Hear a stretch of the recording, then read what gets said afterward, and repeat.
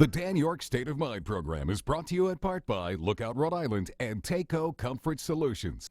Good evening and welcome to my State of Mind. I am Dan Yorke. Republicans throughout America are geared up to vote for Donald Trump, for the most part. But there's a group of Republicans in this country that can't see another 4 years with Donald Trump and are fighting very hard to prevent it.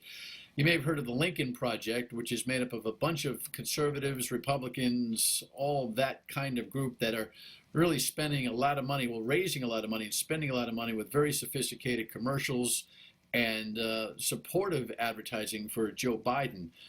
So committed to ending Donald Trump's existence in the White House, to put it mildly, right? One such Republican is Gary Sasse. Gary is a former administrator in the Carey administration, is a really smart guy on the money. He runs the Hassenfeld Institute for Leadership at Bryant University, speaks for himself, of course. And he's my guest this evening to kind of run down all the reasons why and some of the background on it. Here is Gary at a video that he produced and others produced. It's a component of a bunch of Republicans in Rhode Island who produced videos making a message that Donald Trump is not the guy. Later in the week, by the way, we will have some folks who see it very differently. Republicans who see Donald Trump as the only answer, including Sheriff Tom Hodgson from Bristol County, Massachusetts, who is all for the President of the United States. So we'll have some balance over the course of this week, no doubt. Here's that video with Gary. I'm Gary Sasse. I'm from East Greenwich, Rhode Island. I've been a Republican for 40 years, and I am not going to vote for Donald Trump. The Republican Party is about opportunity. It's about creating a government that helps the individual become self-sufficient. It's about building alliances to protect the security of the nation, and it's respecting the institutions, the rule of law, and the Constitution. If you ask what Donald Trump cherishes, Donald Trump cherishes loyalty, but not loyalty to the United States of America. He cherishes loyalty to Donald Trump. I don't think he is the kind of person you want in the White House. He's a divider, not a uniter. I think he's failed in the most basic responsibility of a president, and that being to protect the lives of American citizens. He urges the investigation of political opponents by foreign governments. It's dishonest. We have come a long way from being the party of compassionate conservatism to Donald Trump as the leader of the party. It's a difference between night and day. Right now, I'm either going to write in a Republican, but I can't think of one that I want to write in, so I will probably end up voting Democratic this time. And so the man behind that video is actually here. Gary Sasse joins us. I've long leaned on Gary for all sorts of perspective, advice. I mean, his experience is vast when it comes to government finance. He's been the director of administration for the Carey administration. He's done the same work in City Hall in Providence. He ran the Rhode Island Public Expenditure Council. I mean, the guy knows his numbers, but he's also got a good philosophy, and we've relied on him a lot for what is some, I don't know, old-fashioned mainstream conservative thinking. We should clear this up, though. Gary has not been involved in anything violent. He just took a spill, right, Gary? A little weekend spill? Yeah, I was running and just fell on my face. That's what happened. I hate it when that happens. All right, listen. Let's talk about the premise for our early conversation, and that is Republicans who don't buy Donald Trump's act. By the way, that's not necessarily a homogeneous group either, right? There's the Lincoln Project, which has received so much attention across the country, producing all of these commercials that are very, very tough on the president and support Joe Biden. And then there's Rhode Islanders Republican Rhode Islanders who won't vote for Donald Trump. You kind of are swimming in both of those circles. Talk to us about it. Yeah, I have friends and I work with both groups. The Lincoln Project mainly raises a lot of money to buy advertisements in a very strategic way in battleground states and other places to get under the president's skin. And the ads have been, very good. They've drawn national attention. They've been well worth the money. They also have a philosophy that there are people in the Senate who are up for re-election who were just, if not just as bad as Trump, they were enablers of Trump, and they enabled him to do what he did. And so they're very much opposed to re-electing those Republicans they see as enablers. My position, and I'm active with the project and I support what they do, is a little bit different. I think there are some enablers that ought to be, kicked out. If I was in South Carolina, I wouldn't vote for Lindsey Graham for a minute. If I was in Colorado, I wouldn't vote for Cory Gardner. If I was in Maine, I might vote for Sue Collins, even though I think she should have stood up more to Trump. I think there's some value in a two-party system. So there's some minor differences on whether it's a scorched policy or what. The other hand, the other group, which is called Republican Voters Against Trump, is mainly a group that is just working hard to get typical average Republicans and others to speak up and to point out that it's really not in the country's best interest to re-elect Trump. And some of their work's been quite effective. I think some of it was used at the Democratic National Convention, some of the tapes that came from people who did work for Republican Voters Against Trump. We have a website. There are probably, I don't know how many tapes are up nationally, but probably close to 1,000 from each state. And this organization is very effective in using it. They have a national publication. So the mission of both groups and all groups is to try to do everything we can to defeat Trump and not have him reelected. But there's some tactical differences, as there always are. Okay, so explain what you think has happened to the party. But the philosophy was limited government. The philosophy was to spread democracy throughout the world. It was to build strong alliances. It was based on a dogma of strong markets. It believed in federalism, the 10th Amendment. Those powers that are not given to the federal government are reserved to the states or the people. And that doesn't exist. The Trump party has become a populist party, and the old Republican group that I just described is dissipated in different directions. And there's a good reason why it became a populist party. And this movement did not start with Donald Trump. It started several years ago with the Tea Party and with Patrick Buchanan and others. And they were people of grievance. And legitimate grievance in some cases. They recognized that economic opportunity was slipping away. You just have to drive through Ohio and Michigan and in northern New England, and you see communities, sense of the community was decaying.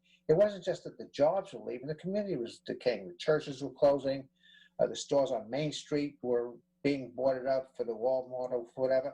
And so these people saw economic opportunity slipping away. They also saw themselves as being disregarded. I think this is true by what they saw as corporate elites. And the Republican Party was tarred with the brush of representing Wall Street and the corporate elites first. The arguments of how we did tax cuts, where the biggest share were given to people at the top.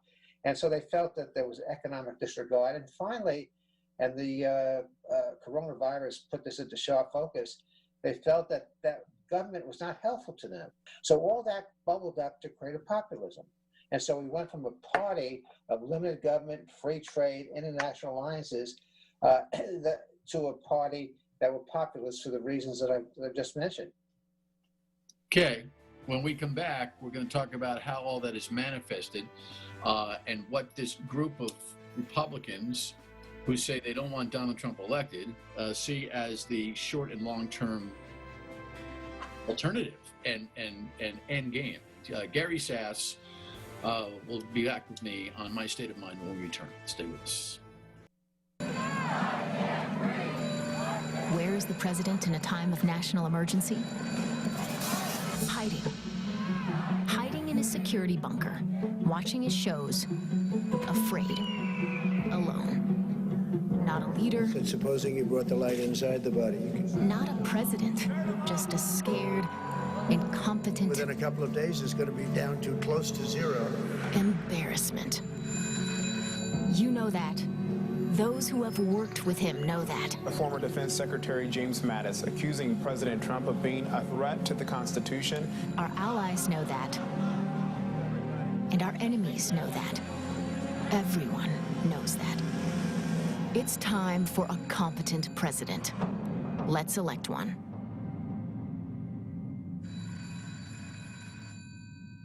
Defending democracy together is responsible for the content of this advertising. More voices of Republicans that don't want to see Donald Trump elected. Gary Sasse has long been a voice of reason here in the state, known as, the guy who knows the money, and of course has been involved with the Hassenfeld Leadership Institute at Bryant, and he speaks for himself on this. This is not a conversation about Bryant University's point of view. Gary, the discussion of Republicans, leaving Donald Trump, I'm guessing that you would not have organically recruited Joe Biden to run for the presidency, right? So where does that leave you, really, for the short term and the long term?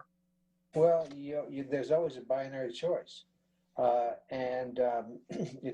we don't have a job application interview process where you go through and systematically choose. It's a political process, which it should be. So it leaves Republicans like me in one of two places, either voting for Biden or writing in somebody else. And it's interesting, we have 50 elections. We haven't got one national election. So if I lived in a swing state, I would vote for Joe Biden because I would not want Donald Trump to get the electoral votes of my state. I live in Rhode Island, and to be as polite as I can, it really doesn't matter who I vote for because the 4 electoral votes in Rhode Island are going to go for Trump. Last time, to be very honest, I chaired Rubio's campaign in Rhode Island, and I did other work for him. And I also was a co-chair for the cases later on and a policy advisor in several states, for him. And so I had the luxury of writing in somebody, but it wasn't going to affect the outcome. So it's really a question of judgment, and I don't say this lightly. I had hoped, like every American and certainly every Republican, that Donald Trump would be a better president than his 2016 campaign was. But I sit back here almost 4 years later, and what do you see around you? You see a dysfunctional government where he hires people to cater to his egos. They attack their opponents with lies. They can't keep senior staff in this place. The place turns over all the time. And he has more acting cabinet positions than legitimate cabinet positions. You tell me what the policy rationale is for the government of the United States today, and I'll buy you lunch. There is no one. There have been numerous examples of misuse of power. I just have to mention the Ukraine scandal. You want a president who brings us together, not divides us. Charlottesville is the poster child for that. So I can go on and on and on, that we're in trouble. And the question really becomes not just trouble because of these things, but trouble because of incompetence. I don't think there's anybody, any objective observer that would think that the United States of America has done even a semi-adequate job of trying to deal with with COVID-19. And so you're faced with this situation where you have to put party, in my opinion, country, in my opinion, above party because of what I've just described. So you're faced with a very untenable position of voting for Biden or writing in someone, but a vote for Trump would continue this. And I think there's certain times in history, where you just have to put your country above your party, and even your country above your philosophy, because to be very honest with you, I consider myself a center-right, moderate conservative. I'm not on any extreme. And there are certain policies on the other side that I disagree with, but I don't think policies are the issue this time. I think competence is the issue. I think character is the issue. Republicans used to go around when Bill Clinton was president saying character counts. Now character doesn't count. What has changed? So let me ask you this: what happens to this party if Donald Trump is defeated? Well, I think a lot of things are beginning to happen to the party behind the scenes. If Donald Trump is defeated, Trumpism is not going away because of the reasons I mentioned earlier in the show about populism and the party reacting to grievance, and also the party's traditional base on Wall Street dissipating. So the challenge for the party is, how do you take those people that Trump attracted to the party who have legitimate concerns and weld it with a more moderate centrist position of traditional Republicans who lived in the suburbs, who worked in white collar jobs. And we're getting, and that's the challenge. It's not going to be done overnight, but it can be done. And the way you started, and if I could talk for a second, I'll give you some examples. First thing is, you need a conservative governing strategy that people believe in. And it can't be the old strategy that, frankly, was my father's or my grandfather's strategy of clinging to a philosophy of just free markets and smaller governments, because that strategy of just free markets and smaller governments has not worked for the American people. And it's not going to work for the American people the next 4 to 6 years in light of what we're all going through with the pandemic now. So you need an option. And you need a party that aligns moral and social policy with fiscal concerns. We have to enable parents to balance work and family. We should reflect that in our tax policy. We have to promote employment policies that help people get high-paying jobs. That's tied to your trade policy. As I mentioned, we can't blindly champion Wall Street and corporate elites. We also need to recognize that we're not a very safe place with the way foreign policy is being conducted. And I'm an old Reagan Republican. I think peace through strength made a lot of sense. But most importantly, we have to establish, and I'll give you examples how we're trying to do it, we have to restore confidence in our institutions, primarily government, which has been shaken to the foundation by the coronavirus. I'm not saying anybody could have stopped or prevented the coronavirus, but people certainly don't have a lot of confidence in how we're handling that. And the question that Joe Biden is going to ask later today in his Pittsburgh speech, do you feel safer today than you did 4 years ago? Do you feel more secure today? And people can answer that question.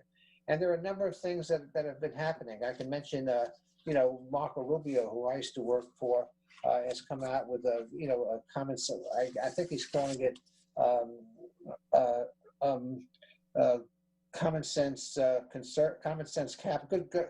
common good capitalism. Senator Josh Hawley, who's a very conservative senator from Missouri, has talked about the civic virtues of labor unions and how we have to look differently at that policy. Senator Scott in South Carolina. Gary, let me hold you there only because I want to get to a couple of, again, it's probably a long roster of folks who are going to represent kind of a different way of getting back into business. When we come back, I want to ask Gary what he thinks about what a Joe Biden presidency will look like and what will be immediately apparent in terms of change, if at all. Stay with us on My State of Mind. Back with Gary Sasse, Leadership Institute at Bryant, of course, and former government official, revenue officer for the state. I mean, he's been all around. He's a Republican who does not support Donald Trump. He is part of the Lincoln Project nationally and the Republicans who won't vote for Donald Trump. A concise couple of answers for me, Gary, on a couple of quick questions. What do you see a Biden presidency doing immediately in terms of impact?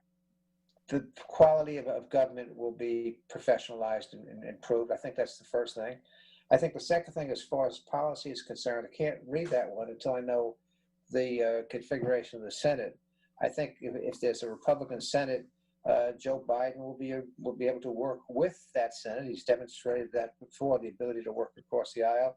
If there's not, there'll be tremendous pressure on him from his left to move in directions which might not be in the best interest of his administration or the nation. Let me jump in there. That's the thing that I think a lot of folks, because we are now so partisan and so left-right, and there's this wanting in the middle, folks who still see themselves as open to ideas on both sides feel like they're all by themselves right now. But the argument is that Joe Biden is selling out to the left. Well, we've had a history of Democratic candidates who have got to appease the left and come back to, I think, a little bit of I think Bill Clinton did that, did he not? I mean, so I think Biden is probably in that same dynamic.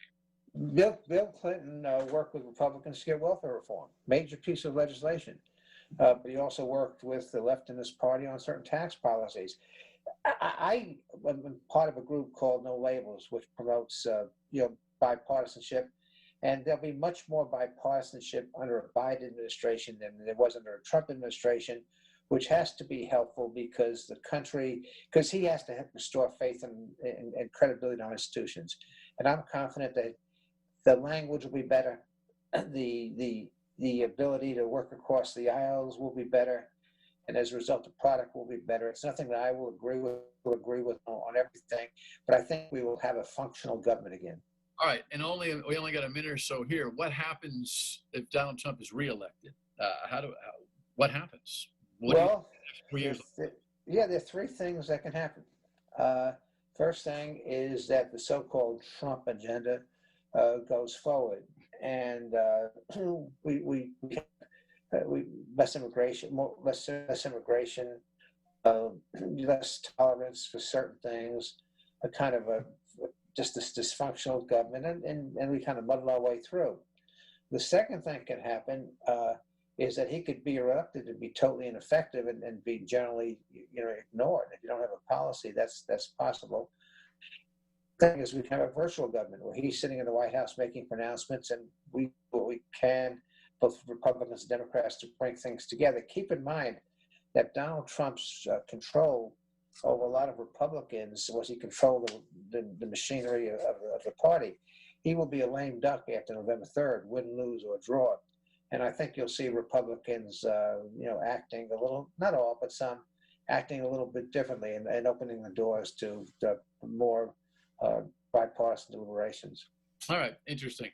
Gary, always appreciate your perspective. Gary Sasse, Hassenfeld Leadership Institute of Bryant, and of course, longtime government money guy. And we rely on him, and we'll check back with him before the end of the election season.